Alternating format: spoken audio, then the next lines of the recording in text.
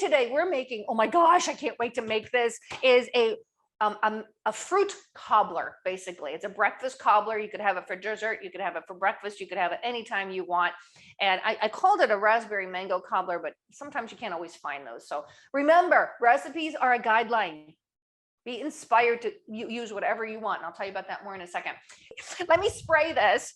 I'm going to spray this with, you can do olive oil and avocado oil and what else? Grapeseed oil that's in a spray, non-propellant. You do not want a propellant when you do any kind of sprays. It's not good for you. And most of those other marketed sprays, especially with the propellants, use bad oils, and we don't want that.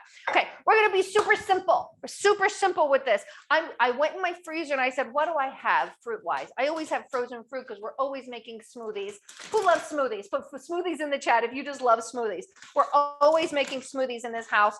And I have mixed fruit, and this is strawberries, peaches, pineapple, and mango. Hey, I got a little mango in there, okay? It says about a cup, whatever. You know I'm lazy, you know I don't measure. And we just kind of want to fill the pie plate, right? It called for raspberries. I honestly couldn't find raspberries. And so I have some blueberries, so I'm throwing some blueberries in there. Whatever fruit you want in your cobbler is what you're going to put in here. What kind of fruit do you want in your cobbler?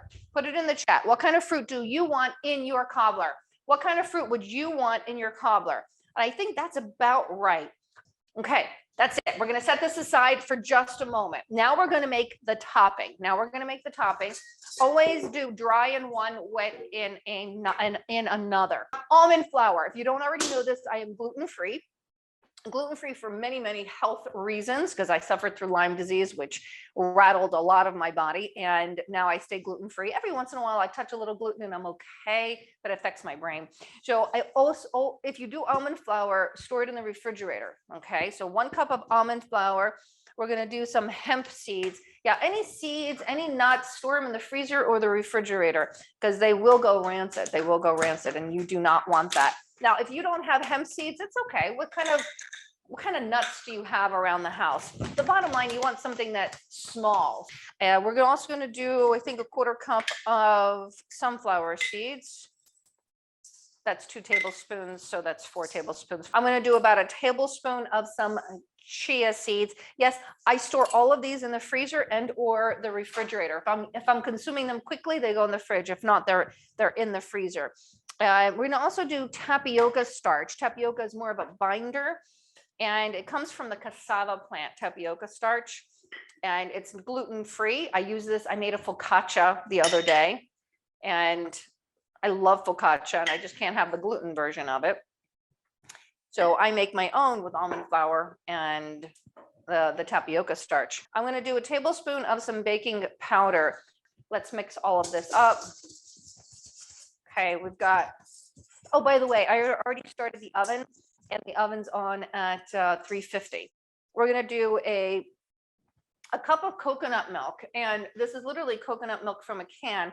Now, for this one, I am going to measure because it asks for a cup, and this is a 1.5 cups, and I don't want my porridge to be too runny.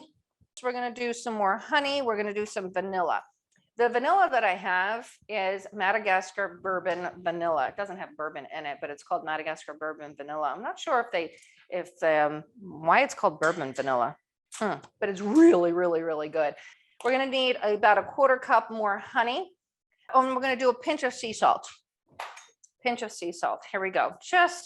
So now we're going to pour with any baking, dry in one, wet in another. Pour the wet into the dry or the dry into the wet. It all depends on the recipe. We're going to mix this up.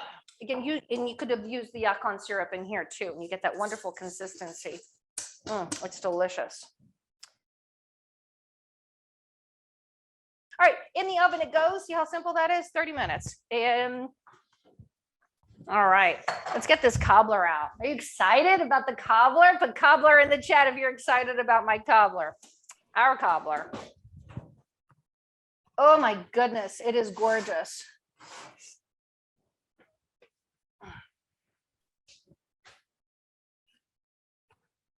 Okay, it is absolutely incredibly gorgeous. Look at that. You see how it's browning on the edges over here?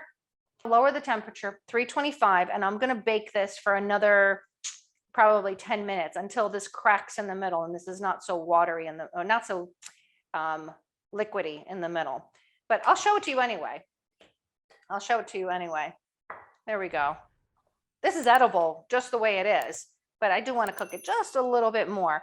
And then maybe you want to get some coconut milk, some more of this coconut milk, pour it on top and serve it like so. Wonderful. Coconut is antiviral, antimicrobial, antibacterial. It is wonderful to have a little bit of coconut in your body every single day. Thank you so much for watching the show today. If you love to find joy in the kitchen, even if you don't know how to cook, even if you don't like to cook, go ahead and hit that subscribe button right below so that you can catch each and every one of my episodes. Thank you again, and until next time, namaste.